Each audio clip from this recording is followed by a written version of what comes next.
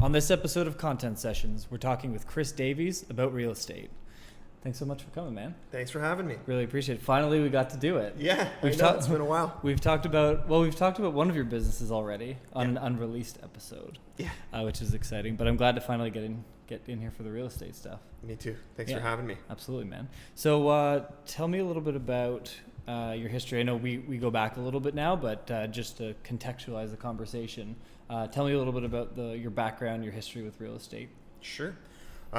So I worked in television for about 15 years as a sound recordist. And about 5 years ago, I was not feeling challenged, and I was just constantly meeting new people because I worked in the documentary world and lifestyle television world, and I was always seeing what other people were doing as a career. And I got to that point where I was like, okay, I'm not challenged anymore. I want to do something different, but I didn't know what I was going to do. And I'd go home at night and I'd talk to my wife about it, and we were always thinking, well, like just trying to come up with like a new career or something that I could dive into. And one day I ended up working on a real estate show, and it was called Buying the View. And was that like a reality TV thing? Yeah, it was like a reality. They call it like a lifestyle television show. And we were working with people that were buying property in Toronto, up north in Muskoka and Halliburton, and there was one other place. Well, it was pretty much Toronto and in cottage country. Right. And I thought, we had real estate agents come in, and because they were like the hosts of the show. And I just instantly thought, I think this could be my next career move. And it just kind of intrigued me because I love people, and I love connecting with people. I love helping people. As much as I like listening, I like talking as well. Yeah. And I felt like maybe real estate is the thing that will allow me to use my personality to help people and make a career out of it as well. Yeah, that's cool. Actually, having that experience, being able to like watch life through other lenses, being in that space is a unique thing. I've often joked, if I wasn't doing a million other projects, I really like the idea, and I've always had this idea in my head of having a show or some kind of thing where you would actually go and follow around people in their job, like in a realistic setting. Yep. And then like the ups and the downs, and like what's good and what's bad, and what was different from your schooling, and how it like actually translated in real life. And I feel like having something like that, especially for younger people, would be an amazing thing where they could really understand behind the scenes of what things actually happen in a job. Yeah. What you're actually signing up for in real life. Because I feel like a lot of people go into stuff with a romanticized version of it, or, not really knowing what it's about, and then getting into it and being like, oh shit, that's not what I thought. That's not what I thought it was, right? Yeah, it's like the grass is always greener. Right. And we always want to see that the grass is greener, but like a lot of the times you might fail to realize that the workload is still going to be there. Like whether it is like, if you're trying to like, the other thing that I did as well, like I wanted to double my income. And that was a goal that I set for myself because I found like I was always hitting a financial cap. Yeah. And I said that I wanted to double my income because I wanted to have a different lifestyle. My wife and I, my family, like we like to travel, we like to do things and experience things. And going back to the grass is greener, like there's always gonna be a workload that's involved to get you to that next point. Yeah. So yeah. And so you stumbled on real estate. Did you have any like previous experience, like any family members in it, or any like touch points on it before, just randomly? Zero. Were like, this is the one now? I signed a couple leases. Renting property. Yeah. I had no experience at all. Yeah. And so how long ago was that? Well, I got my license about 4 years ago, and it took me about a year and a half to go through the college, and it's the OREA Real Estate College. Yep. And I've been licensed now for about 4 years. Got it. And is that college like a standard, like you have to go through that? Yes. Is that like a mandatory? It's mandatory, yeah. If you want to become a licensed realtor in Ontario, you have to go through the program. Sure. Yeah. And then does that limit you to Ontario? Like that's like you take it here and you couldn't go to Alberta. You'd have to do a separate thing there? Or? Separate thing. Got it. And is that like how long was the program? When I did it, it was a lot of it was online, so you could do it at your own pace. Got it. But they're now it's now being taken to George Brown College. No, sorry, it's one of the other colleges, and it has to be done through the college. So they're trying to. There's like over 50,000 agents in Ontario. Got it. And there's a lot of hacks, and there's a lot of people that they're not.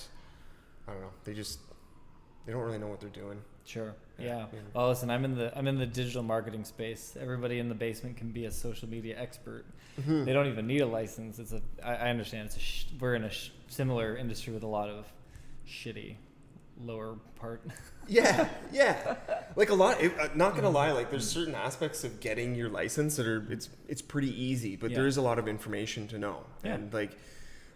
When you get out into the business and you start like talking with other real estate agents, or you go out with clients and you're looking at properties, like there's like every situation is different and every question is like it's pretty different, right? And people think of things and they want to know things about the land or the property or the condo corporation, and I don't know, there's like so many different moving parts. Sure. And some people seem to float by, but I like to be an informed guy. Yeah. Well, my dealings with you have always been excellent. So. Oh, thanks, Mike. And so you did the audio technician stuff for how long before all this? About 11, 12 years. Yeah. So that was like the majority of your working life before real estate, pretty much? Yes. Was there a lot in that translated into... I just can't see any correspondence between like things you'd pull out of being an audio engineer to make real estate agent work, but was there any like things that you took with you? I mean, other than your interactions and your needing to, were you like front facing with clients a lot, or? Yeah, it was all front facing with clients, like putting wireless microphones on people. It's very personal, like actually physically touching someone. Got it. Yeah. So you got to have an easygoing personality to put people at ease. Yeah. But I'd say the biggest thing that I took away from, like, that I took with me from sound, was listening. So my wife and I says I'm not the best listener at times, but but I was a professional listener. There you go. So I've had enough of that shit. I don't want to listen anymore. So that's the biggest thing. It's like when you're talking with new clients and you're talking with anybody in general, like you have to be able to like focus and listen, right? And actually hear what they're saying and not hear what you think they're saying. Yes. So listening, retaining information, and then putting people at ease, I guess, would be. Sure. Yeah, actually, it's funny. I've always had a really big challenge with that skill, listening. I'm always like, no, but I'm 3 steps ahead. Just listen to what I have to say next, especially when it comes to marketing, because I just know the space so well. But actually this medium, this podcasting, we're 20 something episodes in now. I'm like, nice. There's a couple at the beginning where I was like, my brain was racing around, then I'm like, shit, what were we talking about? Like, you just can't do it. Like, it looks ridiculous when it's on camera afterwards. So I'm like, I gotta start getting better. I actually feel like it's helped quite a bit. Nice. So it's been fun. And so you're part of which brokerage now? And so just take a step back from that. Actually, you have to work under a brokerage. You do. Yeah. Yeah. What's the deal with that? I knew that was a thing. I just don't understand it. Yeah. So when you get your license, you have to sign up with a real estate brokerage. So I work for Royal LePage Estate Realty in the Beaches, and each brokerage is like it's like a smaller umbrella under the larger umbrella. Okay. So you've got your major brokerages like Royal LePage, Remax, Bosley, and all these other brokerages. And then once you've been in the business for a certain amount of time, you can apply for your broker's license. Got it. And I don't know the full details with it, but I think from my understanding, once you've got your broker license, you can apply to one of the larger umbrellas and then have your own brokerage. Got it. But you need to have capital to do that, because you need to rent a commercial space and you've got to have certain things set up in order to do that. And is that just because it's easy enough to get your license technically, and they can't have people like authorizing deals that aren't being watched over, I guess? Or like, how, I don't... Yeah, I mean the Something like real that. estate industry it's a fairly regulated industry. Yeah. There's a lot of like gray areas that they're trying to focus in on and regulate more, but yeah, there's. I don't really know how to answer that question. Yeah, Yeah. no, I fair think enough. you're right with what you said. But. Yeah, it just feels like you'd want someone overlooking transactions and big things like that. That's not just some person that. No, you do need to have that, and there is in every brokerage, like you have a head broker, and then you've got like a broker of record, and then there's a compliance officer. So there's certain people that will overlook deal paperwork, Right. And there's certain people that like they know all the laws inside and out. So yeah, there is. Like there are different channels that everything goes through. Right. And so the brokerage that you're with, that's kind of like an offset of Remax essentially? Of Royal LePage. Royal LePage, sorry. Yeah. Sorry guys. You're not listening, Mike. No, I'm just kidding. And so you've been with them for the whole time?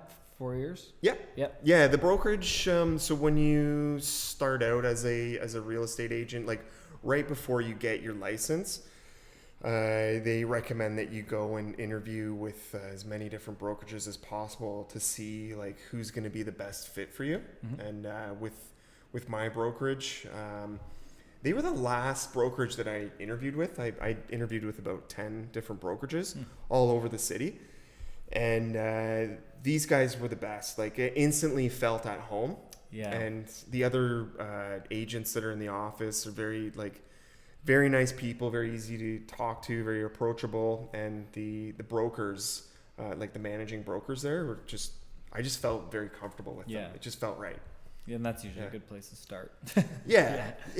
I guess it's a bit of a challenging industry to break into. I hear like getting your first sale is like the toughest thing. You gotta put a lot of carts before a lot of horses, and then right. Yeah, they say that you get paid for all the deals you didn't do. Yeah. It's very challenging. Yeah, it's one of the most competitive businesses that I think I've seen. Like everybody makes it look very easy, and I think you get to a certain point in your career where it does become very easy. But in Toronto, like where the market is like ultra competitive, and like you need to have your finger on the pulse. Yeah. Getting your first deal. It took me a while to get my first deal, but it was very exciting. Like it kind of happened fast, and then it was just over and done with. Yeah. But it was a very rewarding thing, and but just very competitive. There's so many different personalities at play. You've got like a listing agent and a buying agent, and then you've got your clients, and there's just a lot of personalities and a lot of a lot of paperwork and a lot of things that you need to. A lot of things have to fall in line, I guess. Yeah. Yeah. Good. Yeah. And then, so do you operate as a solo guy, or are you a part of a team? I know a lot of people kind of team up to tackle different elements to try and leverage power people. So do you work solo, or do you? Yeah, I work solo now. I did work with a team when I first started, and they were amazing. They taught me. They taught me the business. Like they taught me how to work, how to talk with agents, how to get a deal done. Right. And because these guys were very experienced and very like high volume producers. Yeah. But then I needed to go out on my own, and because I'm very entrepreneurial in spirit, and having run the sound business on my own, I don't know, it's just part of me. I really enjoyed the aspects of the team, and it does work out for a lot of people. Yeah. It can be very beneficial to be part of a team.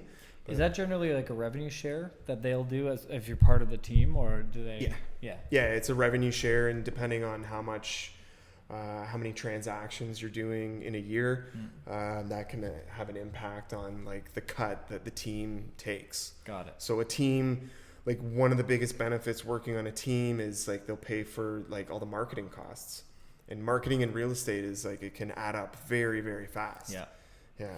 Yeah. That's one of the weirdest industries to do marketing for by far, because it's like it's very hard to tell when somebody's looking for a place, and even if they are, they're probably months and months away from actually doing anything with that. So it's like Yeah. You got to start building the very long lead time. Very long lead time. Yeah. Yeah. Yeah. And so, did you have a separate kind of company name, but then you're acting on behalf of, like, how does that work? You can have a separate business name? No, the way that it's set up right now, it's not like, so you can't be incorporated. Sure. As a solo agent. I think there was some talk about like agents being able to incorporate.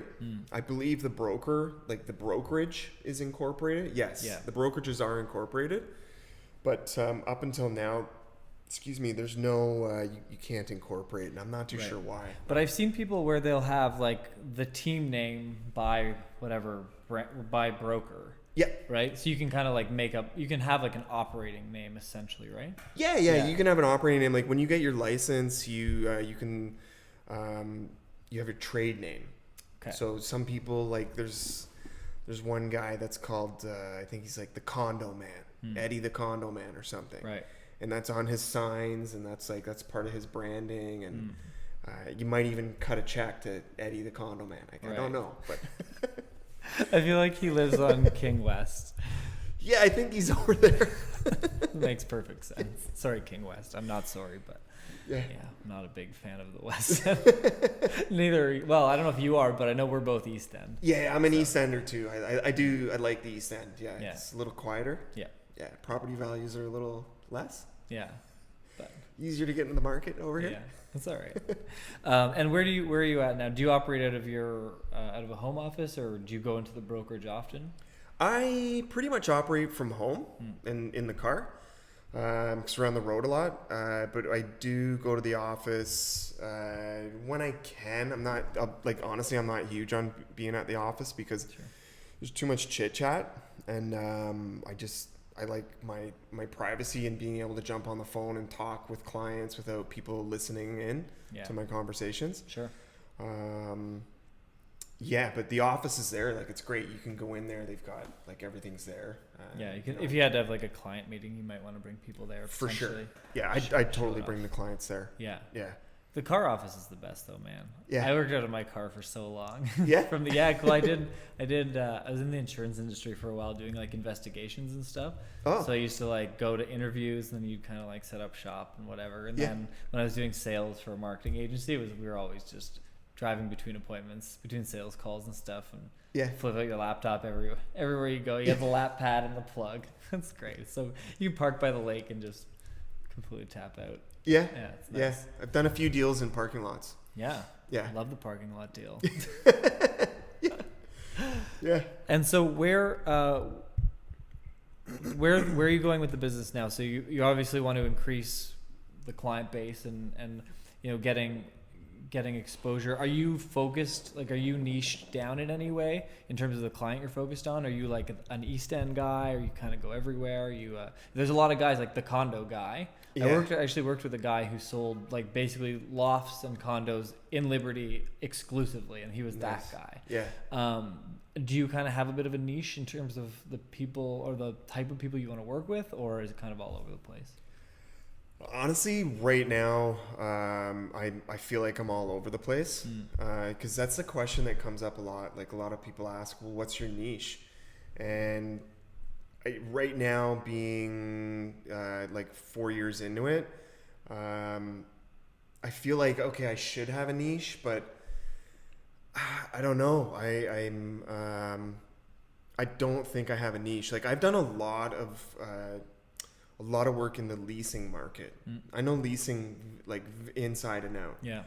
So I guess that's one of my niches. I've done a lot of work in new construction, detached homes. I know because I used to work for a builder, and I've gone through some of these homes in different stages, and I had to do a lot of research when I first started out so that I knew what I was talking about. So I feel like the luxury new construction home market I have a good understanding of. And then the condo market. And the condo work has been downtown. The luxury home building has been in the East End, in Birchcliff, Cliffside, East Scarborough area in the beaches. Yeah. And then a little bit up in Leslie and Lawrence area. And then leasing is like all over the place. Yeah. So, do you have something that you're like, if you were king for the day and could decide on like, this is the place that I play all day, like, do you have that in your mind, or do you not care? I do care. And I haven't actually, made a commitment to myself to say that like, that's where I'd want to be. Right. But do you have an instinct on what it would be? If you had to make a snap, like I would sell condos. Or I think it would be in new construction homes. Yeah. I feel like very comfortable walking into a new home and I can see right away whether or not, like, number one, this home is absolutely worth every penny that they're listing it for, or number two, like, they totally missed the mark. I can tell right away when, a builder has hired a designer to design like a proper floor plan, color schemes, like everything. So I would probably want to lean more towards new construction. Yeah, because you mentioned design. You're into design. Like it's kind of a bit of a for sure. hobby. Yeah, absolutely. Yeah, I have a huge appreciation for like architecture, design. My mother-in-law works as she's a designer, and she does her company's called Petite Suite. Yeah, and she has a garage. We had her on the show last week. Yeah, she was on your show. She was a delight to have. Yeah, she's great. She really enjoyed it. Yeah, good. So I feel like I'm surrounded by that as well. Yeah. I can't like talk about art, like walk into a gallery, people would spot me in a second, but yeah. But from the home side, I mean, it feels, and I think you've probably been getting questions from other agents about like, what is it, or how you're going to outline your niche. I do think in real estate, just from what I've seen, I think it's really smart play.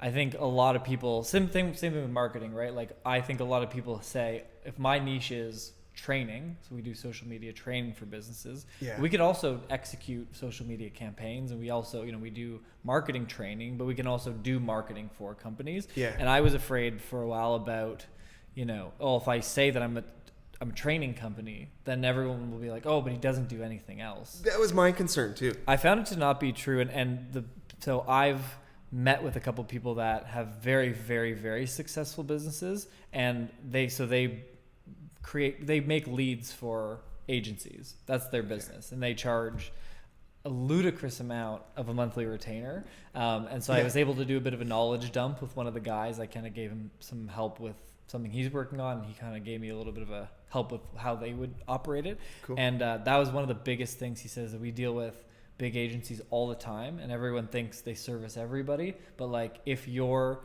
content and your persona and everything that you put out is in that niche, you're never going to run out. First of all, you'll never run out of people that need that anyway, because no niche is going to be that small that you're going to run out of clients.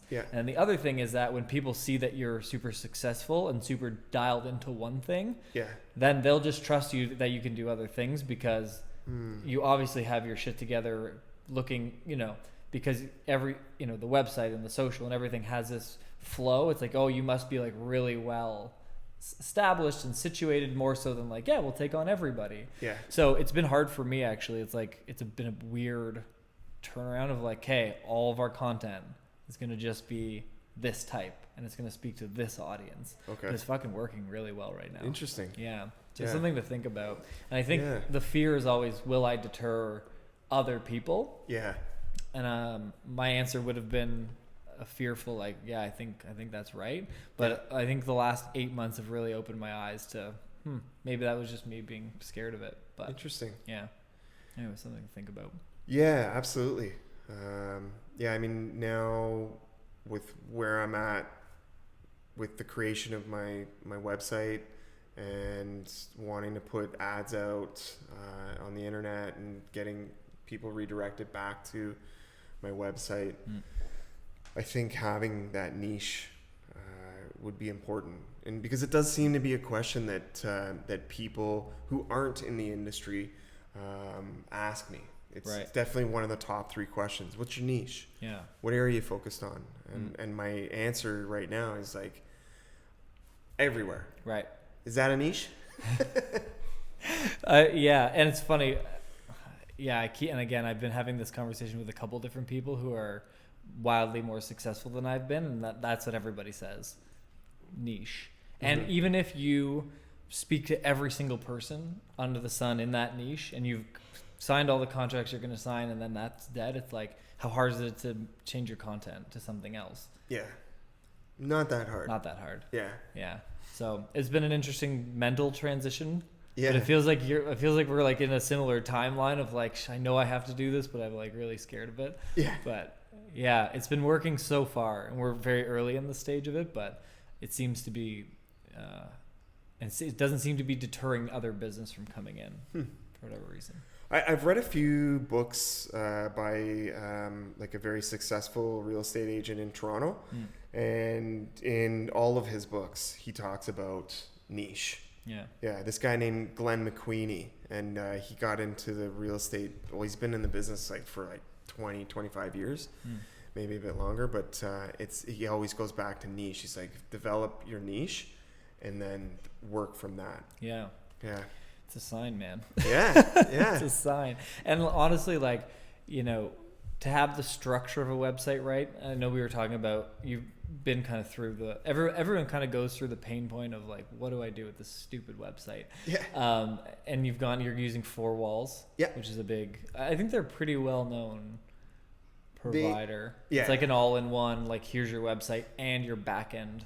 Yeah. Sales funnel, like people can opt in via email to you, and it has a CRM and all that stuff in it. I don't know if it has a CRM, but actually, yeah, I think it does. Everything is very streamlined. Yeah. Yeah. I feel like that's a good play. Like, I think there's certain industries. So like in my industry, there's like HubSpot and SharpSpring and stuff. But marketing is like, there's these weird nuances to how we do certain, like our contracts, for example, they're always very different.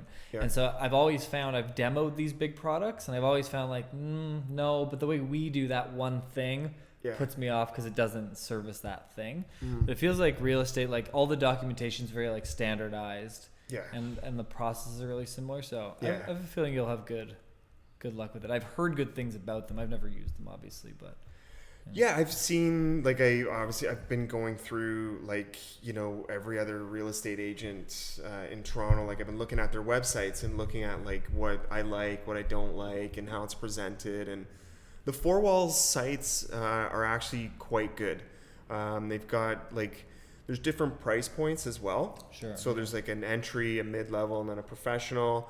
And then you can do, like, their standardized template, and then you can go to a customized template, which obviously costs a lot more money. Yeah. And then their back end with MLS is very good. Yeah. So you can put, like, once I get my homepage up, like all the listings from my brokerage, from Royal LePage Estate Realty's listings will be displayed on my homepage. Perfect. Which is great. So I'm advertising my brokerage's stuff along with my stuff. And there's different opt-in forms and lots of and space. I know you've done a really good job with, you know, one thing that I feel is super important, especially in your industry, with how long your buying cycle is having an email list of like, you know, whenever you can get people to agree to let you send them stuff. It's super important. And I know you've been very active with building that, so that'll be a nice, easy transition. Yeah. And so what do you use now for that? Do you use like a MailChimp or? I use MailChimp. Yeah. So my wife, because she's got a background in some social media stuff, and so she said, I should use MailChimp. So she showed me how to use it. And then like the first few times I sent out, like the first time I sent out my first newsletter, I was freaking out. Like I sweat. So I think I lost sleep that night. From like, you know, how are people going to perceive me? Like, is this too much? Like, I don't know. Should I do this? Should I do that?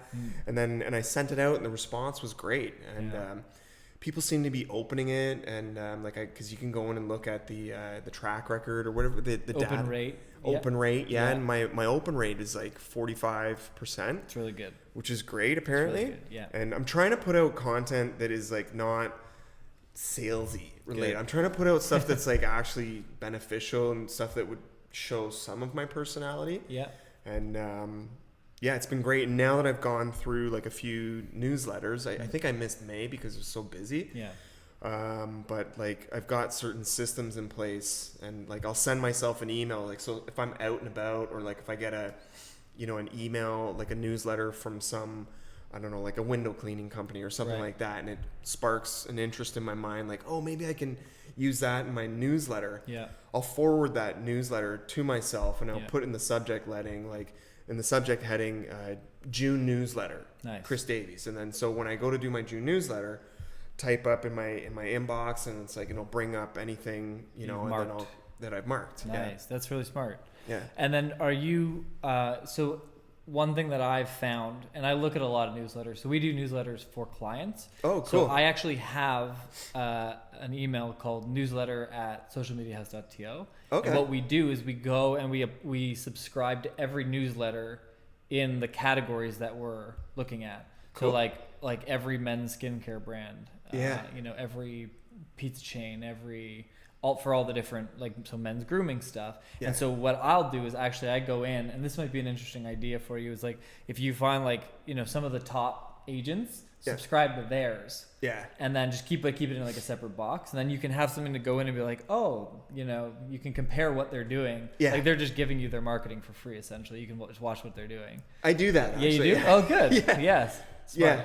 Yeah, I'm wondering, because there's some people too that ended up on my newsletter list, so I know other people could be doing the same, but I think it's a great idea. Yeah. Yeah. And it's just like a good reference point. And I think the key, and I think we've kind of had a bit of this conversation before, but to me the key to the content of them are like, what can you tell people about you to brand yourself as a human? Yeah. Right? Like I would talk about, we were on a family trip and here's a picture or two from it. Like if they're part of an audience of yours, if 45% are opening it, then to me having that, because one challenge with email is a lot of people do it really horribly. Yours are very good. Thanks. But I think a lot of people are just like, hey, here's some new properties, or here's something on the mortgage rates or whatever. And it's just like very just industry. And I'm like, I don't want to fucking know about any of that. Yeah. I just want to know like what listings apply to me. Yeah. But the things I would care about are like events that are going on in the city. Yeah. My family and I went on vacation. Here's a couple of pictures. Cause then it's branding your face again. Yeah. It's putting your face in front of people. So I think having a balance of like day in the life content of you, what's going on in our city, because most of your list is probably fairly localized to Toronto. And then like speckle in a little bit of real estate stuff, like incentivize people to care about what you're writing about. Yeah. And I think you do a good job of that. Yeah, but thanks. I do think adding a little bit about your personal stuff in there. Some people don't want to necessarily include something about their kids in theirs. They don't want to put out that, but you know what I mean? Like, just got back from this great vacation, or hey, my family and I checked out this local restaurant. So you're shouting out a local business, and you're getting the family stuff in, and your face is getting branded in it. So stuff like that might be cool to. It's a good idea. Yeah, I didn't think about that. I always put my picture on there, but having something that is a little bit more personalized can help create more of a connection with people. Mm-hmm. Yeah. And that's what and with real estate, you have that, you have that opportunity because it is you selling. Most brands, like if I'm a brand of microphone, I don't care about the founder's face. I'm just kidding. You know what I mean? It's like, I guess I might if I really cared about audio, but sorry, audio. These actually are great microphones. Yeah, they are actually. They're very nice. Yeah, I'm impressed. I invested. Chris helped me set up my previous setup, which was like a Yeti mic, and you're like, cool, well, you can try you're trying to fix the settings, and it was just horrible. Yeah. This is great having two different microphones, and these are nice mics. So good job. Proud of you. Thanks, buddy. Thank you. And so you've got the newsletter thing. What other things are you thinking about right now? Like, so you had the goal to double your revenue. We didn't actually answer that question. Did you get there? Not there yet. Okay. Yeah. Cool. So what's on the list of things to get to that goal right now? Like in terms of like marketing activities, networking events, like how are you thinking about marketing for yourself? Yeah. Well, there's different aspects, right? There's the online marketing aspect. And then I think the second biggest thing or first biggest thing is social networking, like actually being out, being face to face with people. Yeah. And I'm finding, so I worked in television for 15 years. I still do the odd television job because I invested a lot of money into that company, and it's like a win-win for me. It's a creative outlet, and I get to go and, you know, hang out with people, work with people that I've known for like 15 years. Right. And now that they know that I've been in real estate for 4 years, it's like, it comes up so much more naturally. Like there's no, like, I'm not getting cagey about it. And like, I'm very comfortable talking to people about it. And so going out and doing some of those jobs, cause that's a huge circle for me. That's a big networking, and I've gotten a few listings from people that were in the market for something. Yeah. That's a perfect spot. Yeah. And then there's other things too, like they say that you should be a part of like a club or a group, which I think is beneficial. But for me, like my biggest thing is like I'm a very genuine person, and I like whatever it is that I go out and do, like I want to make sure that it's like I'm not like pushing it or it's got to be a natural thing for me, because like I'm not that salesy kind of guy. Like it's got to be something that comes naturally to me, and it's like I genuinely am interested in it. So I don't know what other like social events I would not many networking events are such a load of shit. They're horrible. I've never done a networking event. I don't go to any of them at all. I can't. I'm not a good small talker. I can talk, if we're talking business and marketing, those are the only two topics I care about. And I can hold the conversation, but not that well in real life. Like with like just talking about people talking about the weather, I guess. I don't know how that works, but it's very strange. It's very strange to me. So and I know like a lot of like groups and like business associations and that are like generally just all people trying to like force each other to get them leads. Like, oh, cool. Like, you must know people like this in your space, so like send them to my carpet cleaning business. Like, I don't know your fucking carpet cleaning business. It's weird. But like a lot of the what are they called? BIAs, or there's like groups like in like the beaches. There's one where it's like one person from each different industry, and they're all trying to like get leads for each other. Have you heard of these things? I think I have. I don't know what they're called, but I've heard of. I don't know what they're called. I wanted to say mastermind groups, but that's obviously not sounds very like I wouldn't be surprised at all with those groups existing. So I think just like, especially if you've got a good like social network of people, like are you like out and about? Do you guys have a big group of friends you hang out with? I know you've got 2 kids, so probably don't. I don't know. My wife she's out all the time. Like she's got her group of friends and I got mine. I don't go out as much as I should, because like by the end of the day, like I'm honestly kind of burnt out. But like my wife works at Rorschach Brewery, which is in the East End, and I'm down there a lot, like helping out or picking her up, and they have some pretty big parties and like some big events, and so I do like going out. Like it is. I like being out and like meeting people. I could walk into a restaurant or a bar and like just I could meet like 10 people. It's very like the small talk thing is like comes very natural to me. No, it's great. But I think going out, like having a network of friends and like meeting people, I don't know, taking the dog for a walk, like anything, like you have the potential to meet somebody anywhere at any point in time. Have you thought about hosting things? So maybe not like you don't have to like be the full on like people are at your space. But there's oftentimes like different. I guess. Well, I don't know if you could use it as your office space, but one idea that I gave, there's a development company who had an office in the East End, and I was saying to them, why don't you let real estate agents or whoever come into the space and host events, and then you're just like the sponsor of the event. And it's challenge if you don't have a What's space. The name of that space? Is it? Well, the company's called 86 Interactive. They're in a different building now. But when we had a big at 1173 Dundas.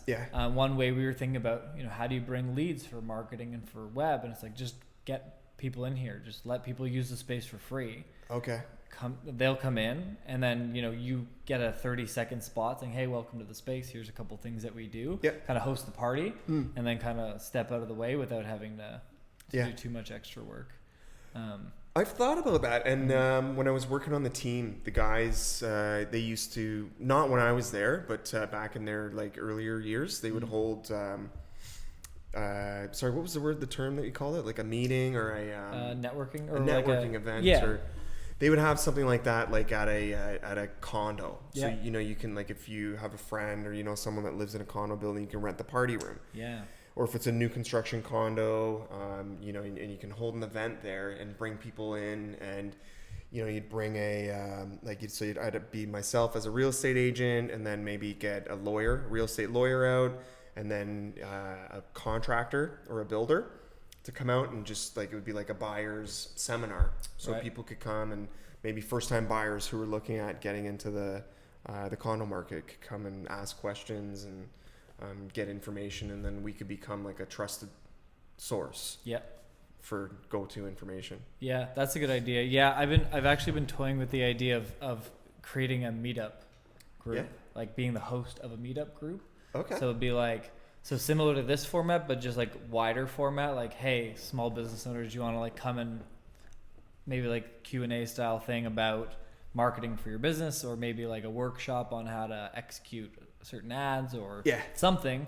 But then, I think the way I would play it is kind of what I'm doing now, is like then record it and then have content as well as hosting. Yeah. Because then you put it out there. Like, I've been getting people that have now seen the podcast who I've never met, who said, oh, can I get my client on your show? And I'm like, do you guys know that I'm just doing it in my living room with a fucking table and a light? Like, but yes, you can. Yeah. And we're getting, we also get business from it, because someone will hear the advice I give and say, oh shit, like I've hired someone who gave me that, and he's just like randomly just talking about that thing. Yeah. So we get a lot of just like trust from putting out helpful content. For sure. So if you went down that space, I would try and do it in a way where you can kind of like record or get access to the content to use for social or for other things. Yeah. Just because it's like, if you can get people in a room that have questions about stuff, there's a bunch of other people that have the same question. Yeah. So kind of how do you leverage what you're already doing? Yeah. To kind of get it out there even more.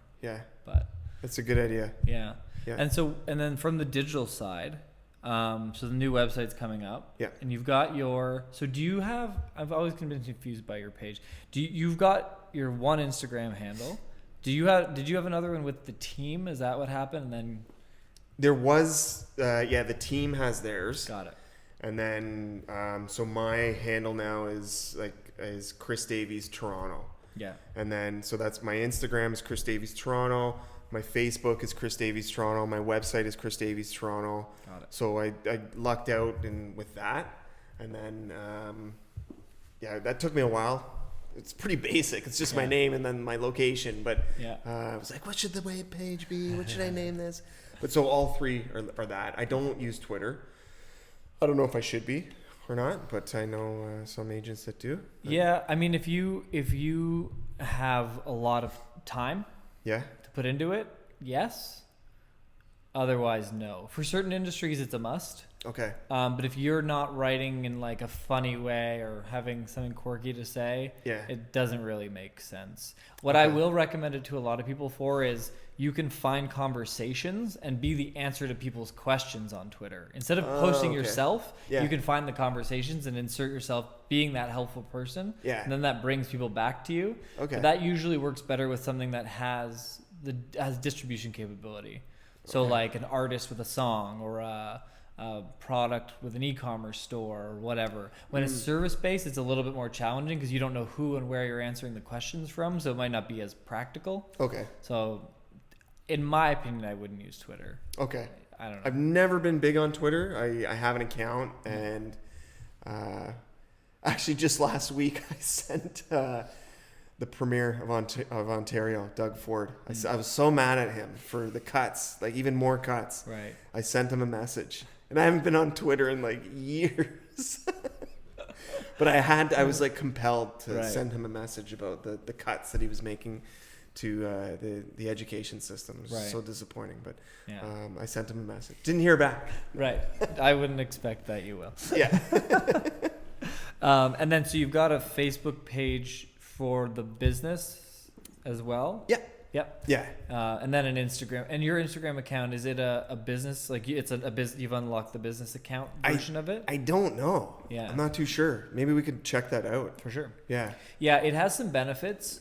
It gives you a little bit of a deeper insight into the people that are following and how certain posts are doing. So you can get an idea of like, if I start putting out regular content, like what is working? Is it like, you know, some people put out like the pictures with something in the background and it's like a quote written over it, and some are videos and some are just pictures of properties and different, you know, so you can get an idea of like what people are paying attention to, what people care about on the Instagram side. And then the other thing is it gives you capabilities in your profile. There's more stuff you can do with the profile. You can add some buttons, and it has some different elements to it that are beneficial. Okay. And then if you're ever going to run ads, you need it. Yeah. You need to have a business Instagram. Yeah. Okay. Yeah. Okay. So, but yeah, we can take a look at it after. Cool. And so how are you thinking about so let's start with social. How are you thinking about social for the business in terms of like, I do see that you post once every couple of weeks. Yeah, I'd say about once a couple of weeks. Yeah, some weeks are more than other, but it's usually I'll post like if I have a listing, I'll create a slideshow and then because I write music as well, so I use like some of my own music over top of it. That's awesome. Yeah, which is fun. Yeah, it gives me the creative outlet. Yeah. So I'll post those, and those get quite a few views. Like, I mean, they get about 100 views. Yeah. So. And then like if I'm doing an open house, like I'll create a slideshow, and then like I'll use Photoshop to, you know, set the date and time as an overlay on one of the images, on the opening image. Yeah. And then maybe like if I'm out and about, like doing showings with clients and I'm in like a really nice home and like there's like a nice art piece or the interior design is nice, I'll take a couple snaps and then post those. Yeah. I don't know. I guess I'm utilizing Instagram just like as a source of like, I'm trying to make the content look nice. Yeah. And designy. I don't know. I post a picture of myself like every once in a while, but it's good. People like pictures. People respond on Instagram. They respond more to pictures with faces in them than anything else. Yeah. By a lot. So you think, should I have more of myself in them? Yeah. Yeah, as much as you can. So like a lot of selfies of me like doing or. Yeah, selfies are good.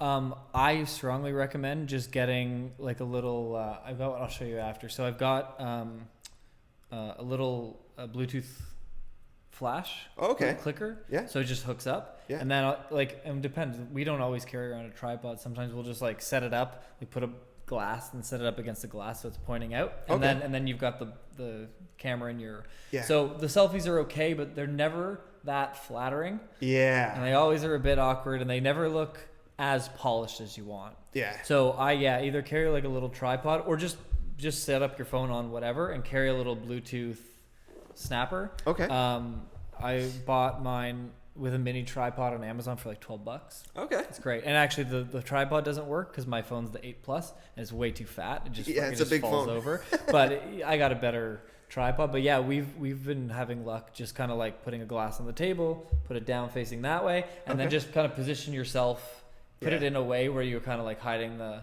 clicker. Oh, okay. Or like depending on if it's that, you can just like put it between your toe and click it or whatever. Yeah. In your toes, yeah. I have really, really dexterous toes. So I don't know why. You can do a timer as well, but then you're sitting there like looking goofy. Yeah. You know when you know it's gonna go off, you can like prepare your face better for it. Yeah. You know what I mean? Yeah. So I like the clicker. Okay. But I would do that. Just set it up wherever on the ground, on a ledge, different places. But yeah, more of you. Good looking photogenic guy. But yeah, people do respond to it, and it's that idea from the newsletters. It's like keeping that personal connection kind of feeling going. Yeah. And it doesn't have to be every one. It could be one every like 5 or 6 posts. Okay. But I would have one every like 5 or 6. Okay. And then how about videos? Like, cause I haven't done any yet, but because I always get a little bit embarrassed after I watch the videos. But like, there's been a few places where I've gone through and I just thought, wow, this is a really cool space. I'm gonna do like a walkthrough of the space. Your walkthroughs are good. But I wanted to showcase me walking through, and like, is the best way to do that like put it into selfie mode, and then like walk through the space, or is there a better way to do that? There's an app that you can get that allows, so with Instagram, on Instagram how you can like turn it mid video. Yeah. There's other video recording apps that you can use that do that. Okay. And so I would be walking through, whether it's on a stick. Yeah. Or on like I have one of those like stabilizer things, which are really cool. Oh, the gyro mount or whatever. Yeah. So those are pretty sweet. Yeah. And they have a control right on them. Okay. So you're saying like when I walk through that I should with these apps you can flip it to front facing or self facing. Yeah. So have some of it. Yeah, that's what I wanted. Have some of it on you, and then when you're like walking through, and then halfway through, be like, "Did you see that bathroom?" I was trying to figure that out. So what would be the best app for that? Good question. I'll link it in the show notes. I have it on my phone, but I can't remember the name. Okay, cool. Yeah, and then you've also got ones like this. Yeah, my friends have these. Yeah, where they television. so it sits on it like this, and then there's different controls that you can do. How much is something like that? This one was like $150. Oh, okay. It's pretty good. It's a little clunky with the big fat phone because the problem with it is you can't, even when you extend this all the way. Yeah. You have to extend this arm, and so the arm runs into the bottom. Okay. When the phone's too big. Oh. Okay. So I have a little bit of trouble with it, but yeah, it works pretty good. I think it's about $150 at Best Buy. This brand is the EVO. Cool. Yeah, a lot of fun. But even if not a fancy gimbal thing, but having an app where you can talk and then swap and then whatever. Okay. And then, do you ever think about doing those in live, or do you just kind of record like Facebook Live or Instagram Live? No, I don't really know much about it. Yeah. I've seen there's a guy called Michael Roy. Yeah. He's a real estate agent in Toronto. He does a lot of that style of video. Yeah. I met him through a group on Facebook that sells Raptors tickets. I bought Raptors tickets from him once, but I now follow him on Facebook. But he does it so because Instagram and Facebook are really big on live. Yeah. It's the same thing. You're shooting the video, but it's live. It's not pre-recorded. Now, nobody will really tune in while you're live. You'll get like the odd, like the one eyeball pops up, then they're like, yeah, I don't care, I'm gone.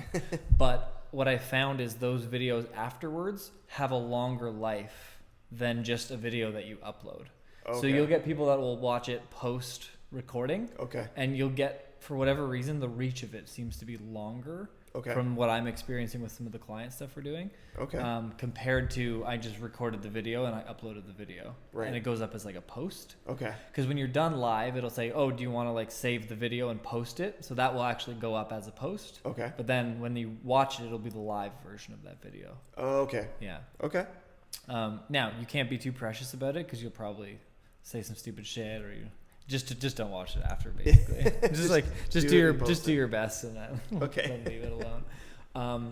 But yeah, no, the walkthrough videos are really good because I think, photography in the real estate space can often like you see a picture and then you go to the space and you're like, no, I don't trust it. But with a video, you can't really trick it. Like it's legit. Yeah. Right. So I do think people I personally like the walkthroughs and I like looking at spaces just for shits and giggles. So I would say as much as you can do of that, the better. Okay. And then it just turns into content, right? Like turns into a post for Instagram and a post for Facebook and you can use it in different places.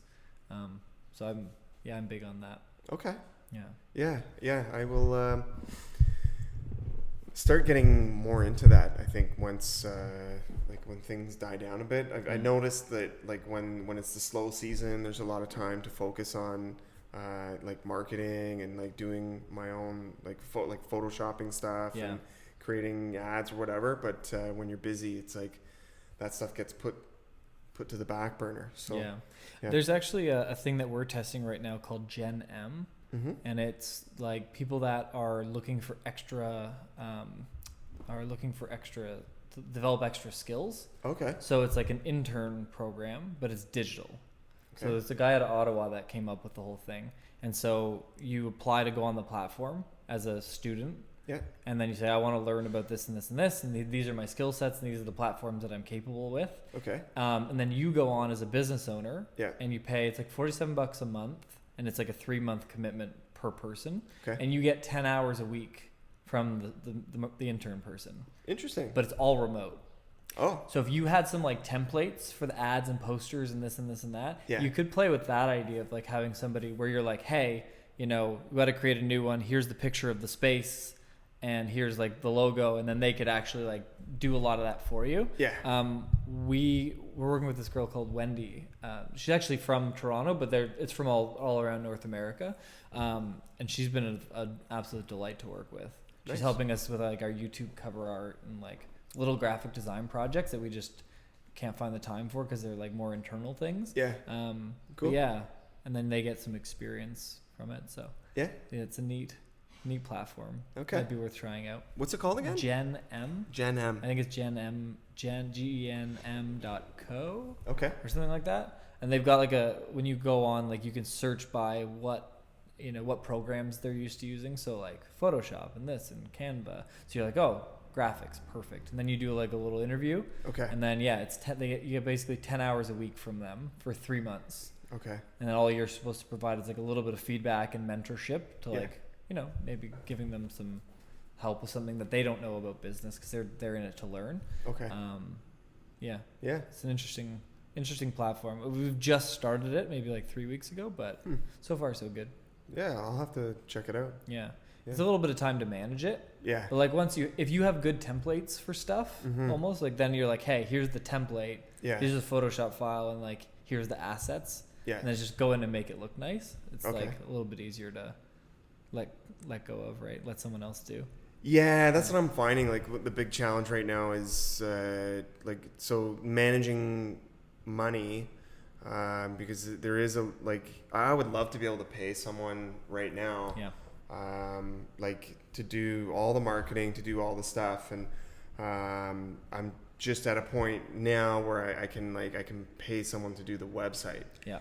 And then the rest of the things, like it takes time, Yeah. right? Like I never really understood like when people would complain about like it takes a lot of time to do like an online ad, or it takes time to do something like this, and even with a template, like it still requires like an hour, like an hour and a half, 2 hours to get it right and like get your dimensions right and like your colors and everything. So yeah, I would love I can't wait to get to the point where I can like call you and hey Mike, here's the budget.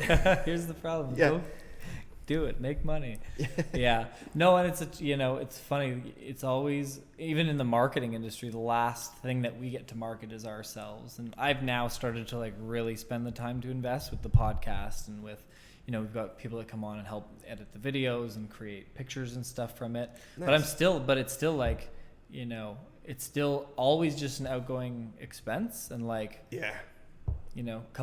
by the time you spend a couple $100 to produce the couple pieces of content, you're like, it's great that we have it, but like, damn, it's, you don't necessarily, it's not necessarily something that you're closing a deal that's going to bring in. It's like, you're just putting it out and hoping that it's good branding and awareness. Yeah. But you do have to invest in it. Like you do. I took the plunge like 3 months ago to start kind of this thing, and it's been great. And like, it has brought us in clients because I've been talking, then someone sees, oh, you know what, I could actually use you for that. Yeah. So people are anyway, which is a nice residual of it. For sure. But with like, a Facebook ad, there's a bit of they don't always work, and they, all that fun stuff. There's always a challenge and a learning curve with them of like, shit, I'm going to like spend X amount a month to like advertise, and like I hope something comes back.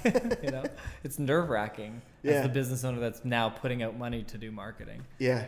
So I'm going through it too. But it's fun. It's part of the adventure, I guess. And then you had mentioned that you like the idea of playing around with some digital ads. Did you kind of have like a picture in your head of what you wanted? I know you were talking about new builds. And often that the project is called something. And you see people that will advertise that project name on Google and then try and get traffic to the site. Like, what were you kind of like? How are you kind of thinking about the digital stuff?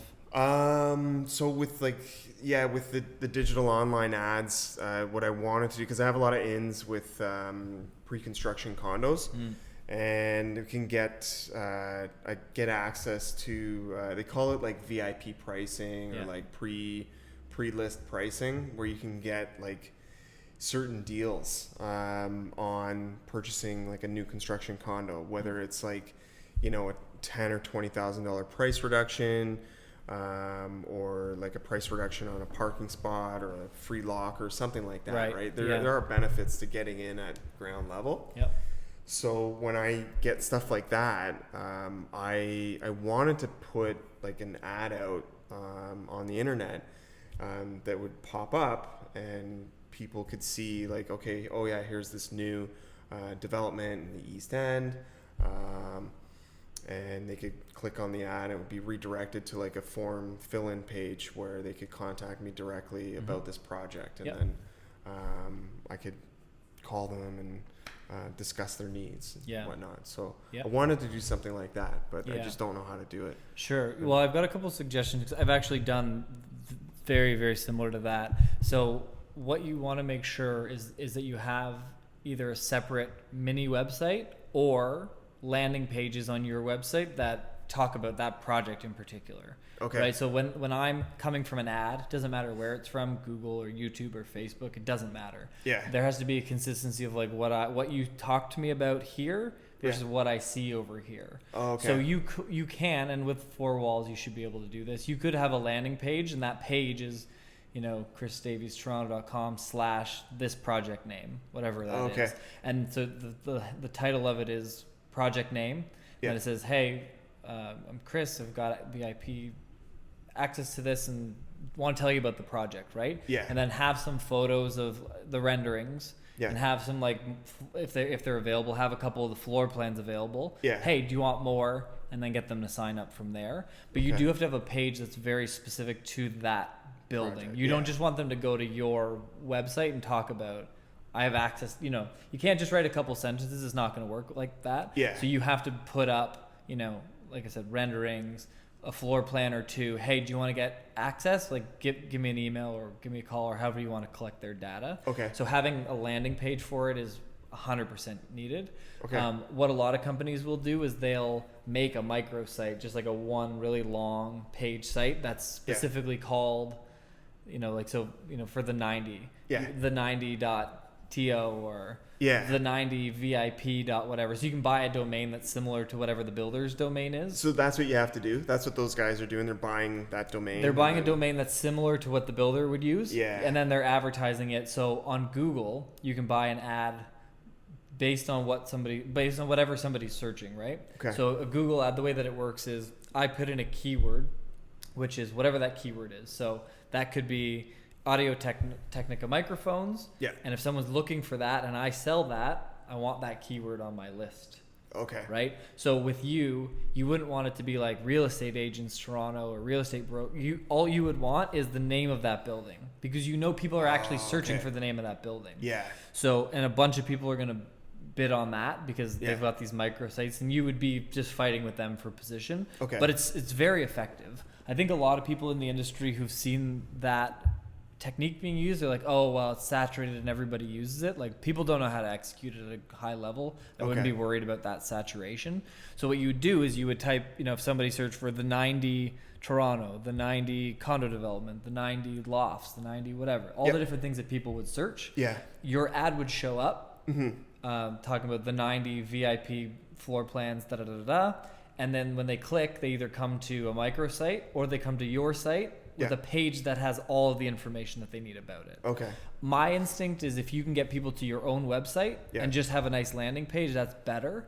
Okay. Because with Google Analytics, with the tracking code and with Facebook's tracking code, if they come to your site with everybody else that's coming, you can send them messaging again later, and it keeps all the data in one place. Oh, okay. And so having a Google ad that said only for those exact keywords, only the building name. Yeah. People come and then give them a place to put their email at the bottom of it. Okay. And just that alone would be very effective. Okay. There are a bunch of people that you'll be jockeying for position, but not so much that it's not worth doing. In my opinion, that's still a very underutilized method. Okay. And a lot of people, when they go on Google AdWords, they don't know, have a clue what they're doing. So they'll just put in a keyword or two and hope for the best. Yeah. And that generally doesn't work. Okay. So what you want to do, this will sound technical, but when you listen to this later, it'll be really practical. Okay. So when you go into Google Ads, when you say, the first thing it's going to ask you for is what are all the keywords you want? And you're going to give it to it. Now, if you put the keyword without any symbols, so just the words one after the other, it's gonna do what's called broad matching. Okay. And what broad matching is it's letting Google decide based on what the keywords are, what could be interpreted from those keywords as a search query. Oh, okay. So I could search for I could put in the 90. Yeah. And it could say someone searching for 90 something, or a band with the name 90 in it. Oh, maybe you're talking about that. Oh, maybe that's what you were trying to bid on. Yeah. And it will open-endedly decide who's going to see your ad and for what keywords. Oh, okay. So that's where people make the mistake. They use broad keywords, and it just bids on everything under the fucking sun. Oh, the weirdest one I've ever seen was a bartending business. And so people were looking for bartending classes, Toronto. Yeah. And one of the search queries that it picked up was Xbox One. And I was like, how in the good hell did that come about? I have no idea to this day.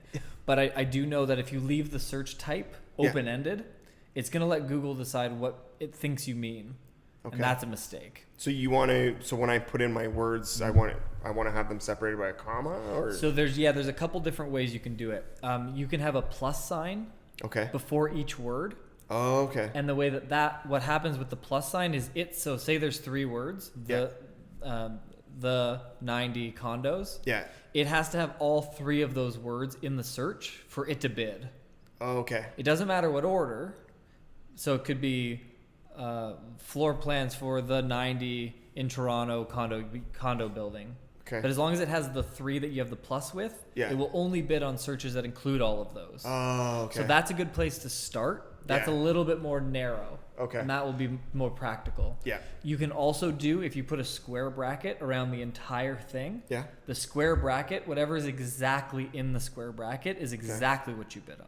Oh, okay. So that's like very narrow. That's like no room for interpretation from Google at all. So when you, let's say it was Chris Davies, Toronto. Yeah. Would there be spaces between the pluses and the Chris? Would it be like Chris space plus space Davies space? Okay. Yep. So it's not Chris plus Davies plus. Correct. Okay. Yeah. So the plus sign is the first function that's attached to the front of the word. Oh, okay. And then you put a space to indicate that there's a new word. So it's plus Chris space plus Davies plus Oh, okay. Yeah. Cool. And so if you do that, it's going to keep your budget low and very narrow. Okay. What happens is if you say, hey, I'm going to spend X budget a day, Google will find a way to spend your money. First of all, they always do. But if you have it as narrow as, exact match, or the plus signs is called broad match modified. Okay. So if you have those set up, then it can't interpret as much, and it's probably going to land you the right searches more often than not. Okay. And so you might pay $4 to $6 for that click to your website. Okay. Which seems like, oh shit, $4 for a click? Are you kidding me? Yeah. But if you, and you do have to experience it to understand how your numbers work. But if it's a new construction build like that, so if you the worst case scenario math, if your keywords are honed in well, the worst case scenario is for every, say 20 clicks, you need 20 clicks to your website to get 1 lead. Okay. So say you're going to pay $100 a lead. Yeah. To me, that's the worst case if it's set up well. Okay. If the landing page is enticing and gives them the right information. Okay. Right? And if the keywords are as such that when people are clicking, it's actually the right thing. Okay. Your worst case scenario is 1 in every 20 will contact you for more information. Okay. So then you got to reverse engineer. If I get 5 leads from it, will I get 1 deal? Can I pay $500 for 1 deal? Does that make sense? Okay. But until you kind of experiment with it, it's hard to know what the numbers are. Is that what pay-per-click is? Yeah, and so your ad goes up on Google based on the keyword. Yeah. Now, if someone just sees your ad and they go to the next one, Yeah. then you don't pay anything. Okay. Only if someone clicks it and they come to the website. Only when that happens is when you get charged. Interesting. Yeah. So like if you like, let's say my daughter was like using my computer and she saw an ad and she's like, I'm going to click on that. Yeah. Like would that person get charged for that click? Absolutely. Now, interesting. Now they won't get charged again if she goes back and clicks it again. Okay. It's only the one time. Just the one time. Within the 30-day window. 30-day window. Yeah. Oh, so that's usually enough time. And so what people used to be, oh shit, but my competitors are just going to come and they're going to click on my ad a million times. Okay. So if 4 of your competitors hate you that much that they're going to spend that time, there's 4 of your 20 clicks. Fine. Those are wasted clicks. Yeah. But at the end of the day, like, unless someone's really out to get you and they're going from computer to computer clicking on your fucking ads, it's not a fucking problem. People are so paranoid about that shit. It's ridiculous. Yeah. It's not like we use Google for almost every client we have still, and it's still very effective. It is pricey in some industries, like plumbing in Toronto. Those clicks are $130. Really? Each. $130? Every single one. Why so much? Because all the plumbers want the top spot on Google. Because they know if they get a click, they get a customer. Because you don't look up a plumber unless something's fucked up. So it's instead of 1 in every 20, they're 1 in every 1 or 1 in every 2, and their ROI makes sense, so they're happy to pay it. And so is that the same when your Google search shows up and where... So I'm not looking at a picture, but I'm looking at like the first search item where it says ad, number 1 plumbing service, Toronto. Like that, when I click on that, that's big money. They're paying. Yeah. Okay. Yeah, it's very expensive. Interesting. Okay.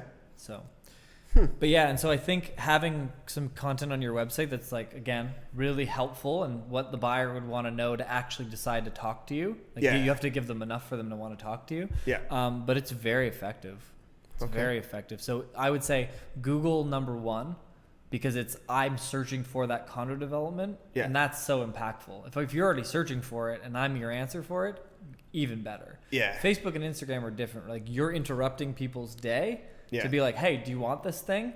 No, I wanted to see pictures of dogs. Fuck off, right? Like they don't necessarily want it. So they are effective and they're cheaper than Google, but they're not as impactful by way of I have the intent to go find that thing, and you're putting an ad in front of that search. Right.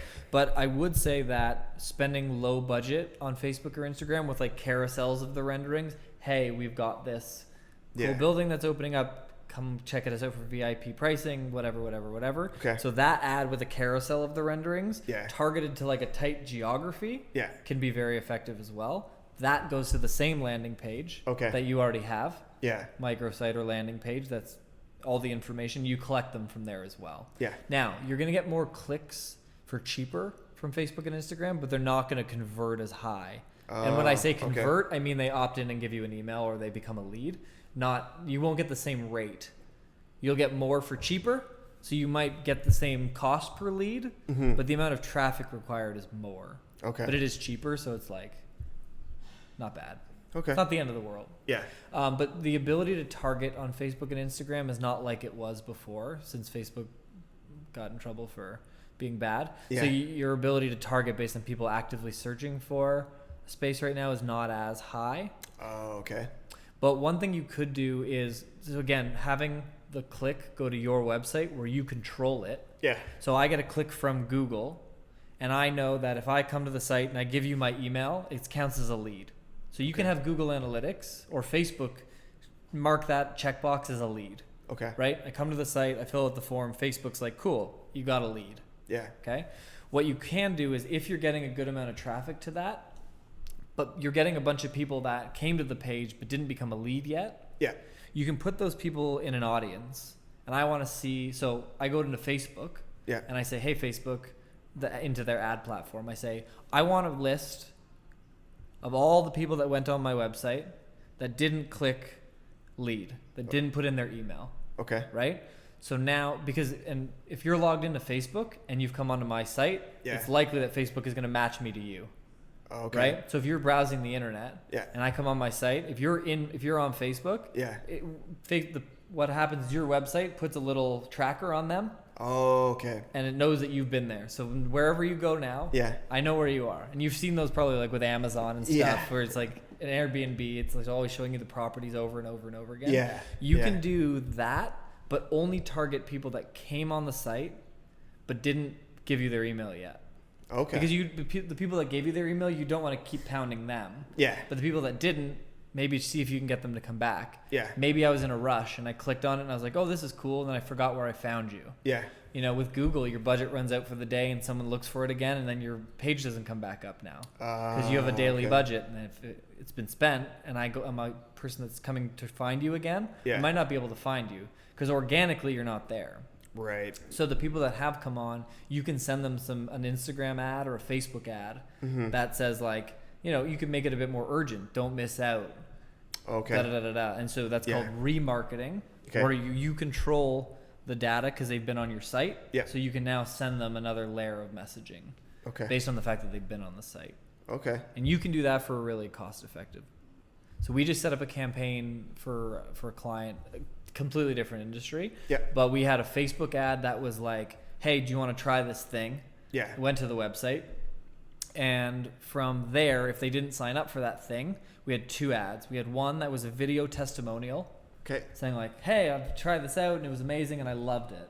And then the other one was like more like a value driver. Like it was like, hey, do you want to try this 5-minute free version of what this thing is? Okay. So if I've been on the site and I didn't convert, I'm getting something where now it's all my customers telling them how great it was. Okay. Number 1 ad. And then the other ad was like, hey, do you want, not ready to join us? Like try a 5-minute free video on the internet. Yeah. Now that requires a bit more content to be developed.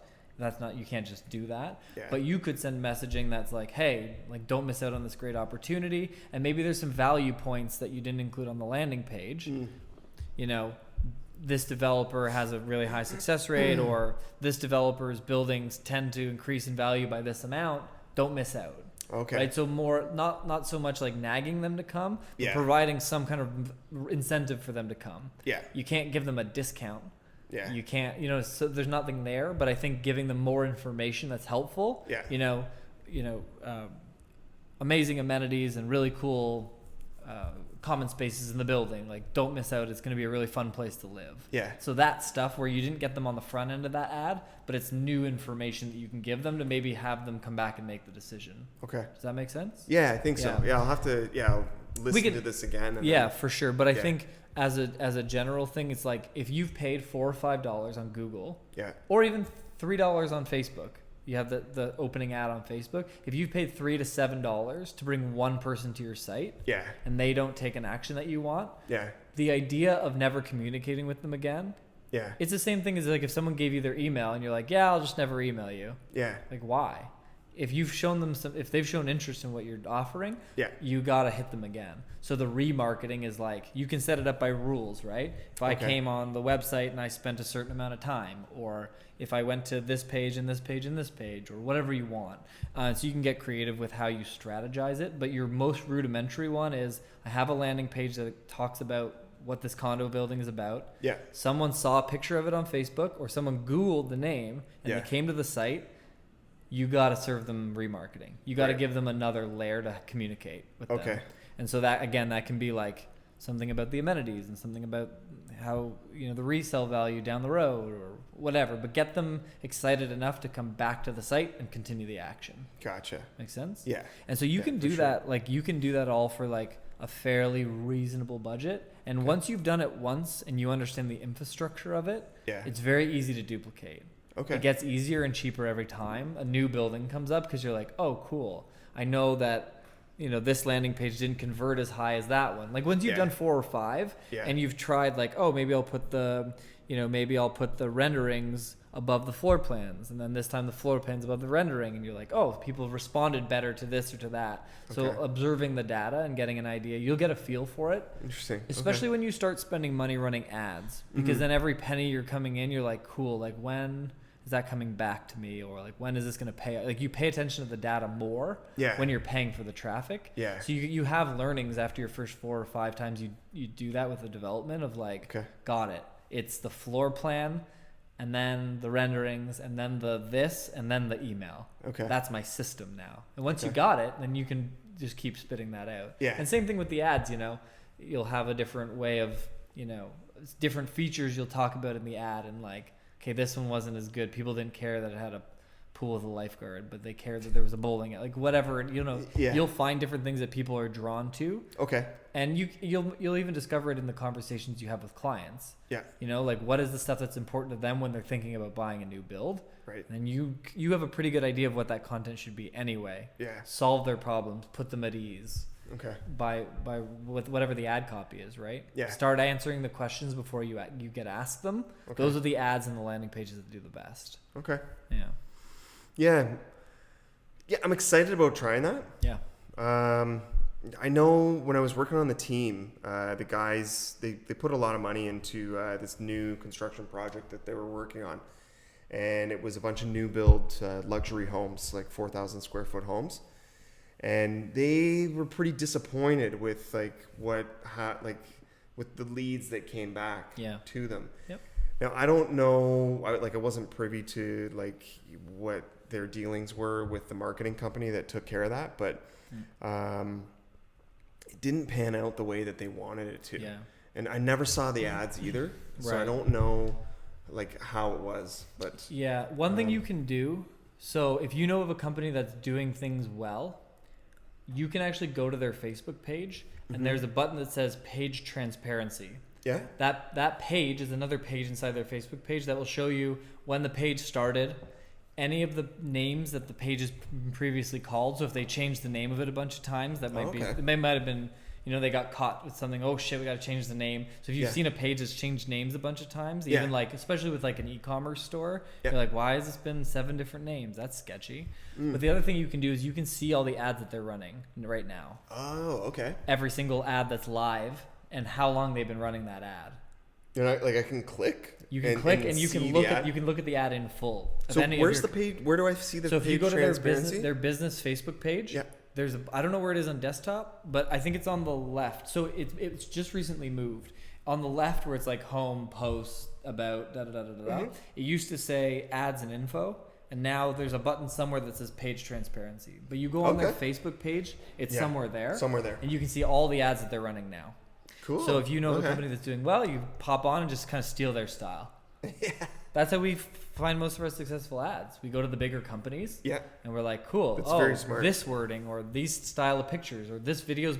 We've seen some where this ad's been running since 2007. So either something's working well or there's horrible marketing and don't look at their numbers ever. Yeah. One of the two. So the ads that have been running for a really long time, it's a good indication that they're probably working. Yeah. Right? Yeah. Especially 2 years.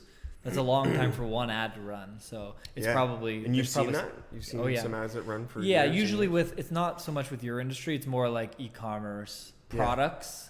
Because if that product page is selling well, then why, you know what I mean? Why change it?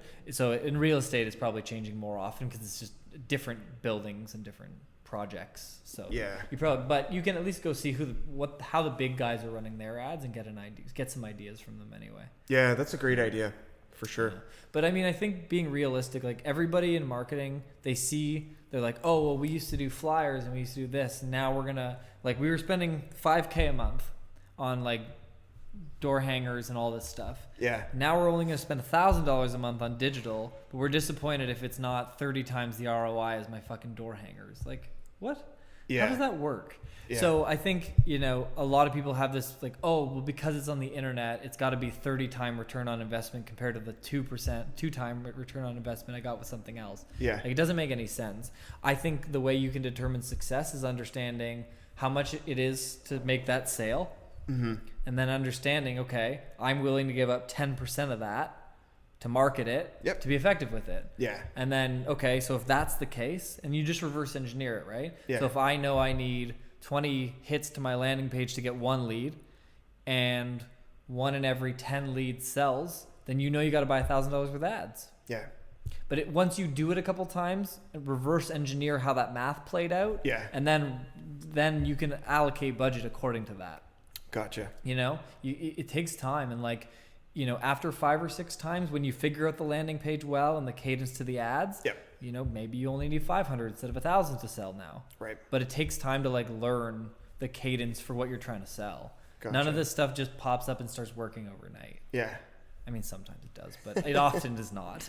Yeah. And so I think understanding how much you were willing to spend on that marketing to get it out there And then, I mean, a lot of people will spend a tenth of what they do on digital compared to print or something else and get mad at digital for not working when you're only spending 10%. It's like, probably should spend more to make that work, right? Yeah. So I think being realistic about it, but also spending the time to understand and reverse engineering the math. And even if you made no commission, like you spent all the commission on ads in that first one, okay, what can you do better? Where, we had to get 4,000 people to the website to sell one thing. Maybe our website sucked horribly. Yeah. That's probably the case. Yeah. So, 1 in every 20 hits should bring a lead. And that's a good metric with that type of project from the experience I have. Okay. So that's a good place. If you can't get an email within 1 in every 20 hits to the website, on average, then it's not a good website. Okay. That should be your worst case. 1 in 15 is like a good benchmark. And that's from this exact type of ad you're trying to run. So you've got that number to kind of dunk around in your head. Okay. But yeah, that's where a good spot would be. Cool. Yeah. Yeah.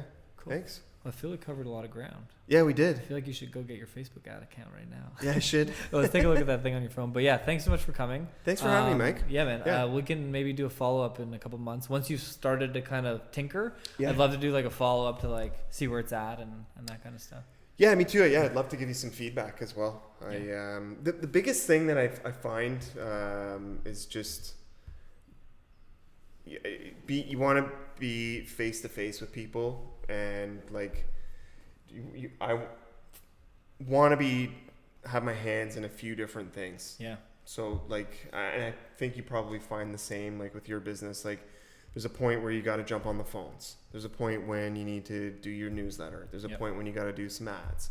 There's like, and so just having those systems set up and just constantly working things and not giving up. Yeah. And just constantly just keep moving forward, and then eventually, Yeah, one recommendation I'll make, because I know a lot of business owners that don't take it, or I haven't talked to them about it in particular, but understand how all the things work, even at a really rudimentary form. Yeah. Because I've run ads for people that don't understand ads, and the ads were working amazing, but they had some weird perception of one little component that in their mind they're like, no, these aren't working. I'm like, no, like this is selling a shitload of product. What do you mean? But they've, they read something on the internet once where, the click-through rate or some buzzword needs to be at X, and it's not in context at all. So having a base understanding about how each thing works, especially if you outsource it, if you're going to hire somebody or bring on an intern or whatever it is, understanding what that,